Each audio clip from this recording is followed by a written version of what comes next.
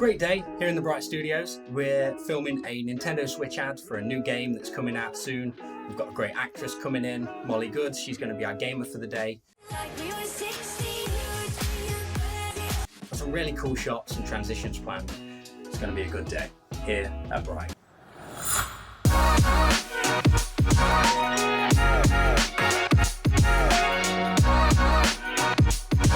Let's just push that light slightly closer, slightly more angled.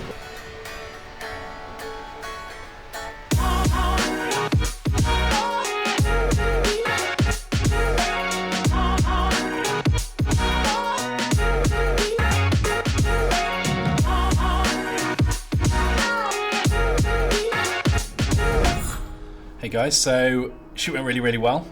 We got all the stuff we needed, so now we're into the edit stage. So for this, we're mixing all of the live footage we shot with Molly, and then all of the gameplay footage that Josh from OR has created for us. So we're basically putting it all into this timeline, adding loads of sound effects onto it, making the gun sounds really loud, and then exporting it. So one of the big things you'll have noticed with the shoot is we used a green screen to capture a lot of the controller stuff in front of the TV, and that's because we want lots of control in post. And the reason for that is because in the whole shoot, Molly wasn't really playing the game. Knowledge is power. So by shooting green screen and being able to layer up the screen and the green screen hands, we can mix and match between what is happening with the hands and what's happening on screen, like this shot here. So this was another one where we used screen replacement and green screen hands. So this is how it looked in the final video. So here's a little step-by-step on how we did this. So we started off with the clean shot. There's no grade here, and the movement we see from full screen down to the scene is all done in post. Next shot, there's a grade.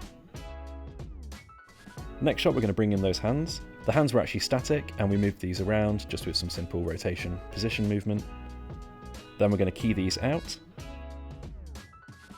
And then we're going to add some blur to make it seem more natural. A side note, Nintendo told us off for this because we weren't actually supposed to blur the controllers, but luckily all we had to do was turn off the camera blur effect, the hands were sharp again, and the client was happy. Perfect.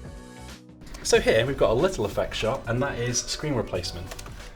So what we've done here is, if I take that off, we'll see that this is the actual shot. So it was just a switch without anything on. At the time, we thought that was the best thing to do because we were going to not have anything on, and then when Molly plugs it in, that's when it comes on. But we realised not having something BPM branded at the start was a missed opportunity. So what we did is we popped the BPM logo, the pulsing BPM logo, on there, and you can see that's tracked on as her hand is going to grab it. And then we can see it's just on the screen there. She docks it as well, and then once it's in, the screen is on and we're into the game.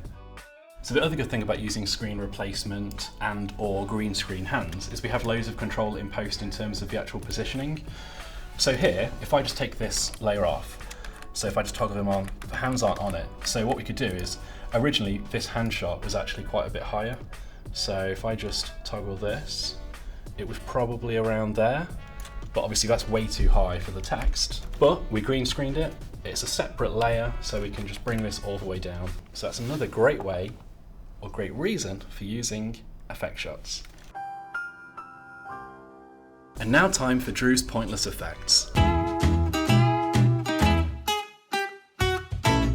On today's episode of Drew's Pointless Effects, what I did is on this shot of Molly, I decided to get the reflection of the TV, mask it onto her eyes and flip it so it's a reflection. It just looks like a little bit of light, and honestly, you can't tell it's even there. It's pointless. Loved it. Attention to detail. Tell me a bit about sound effects. So the sound effects in the trailer are really important because sound is a massive part of the game. The game is a rhythm FPS, and what that means is every action that you do, so that's shoot, reload, jump or dodge, has to be done to the beat.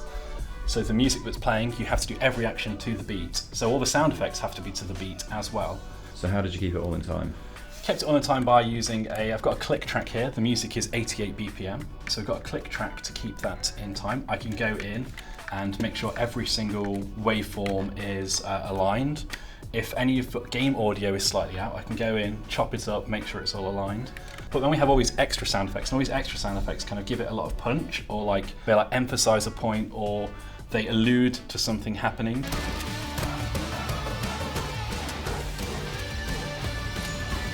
But what we're going to do is we're going to do a video actually on sound design and the way we created the sound design for this trailer at a later date. Yeah. So yeah, stay tuned. We can't wait for the guys at All Platonic and Nintendo to share it. It's currently with Nintendo, although by the time you're watching this, it's probably already out on all of their social channels. So we'll drop a link below and catch you next time. So every action that you do, jump, shoot, dodge, duck, dive, Dodge, duck, dip, dive, and dip, duck or dodge.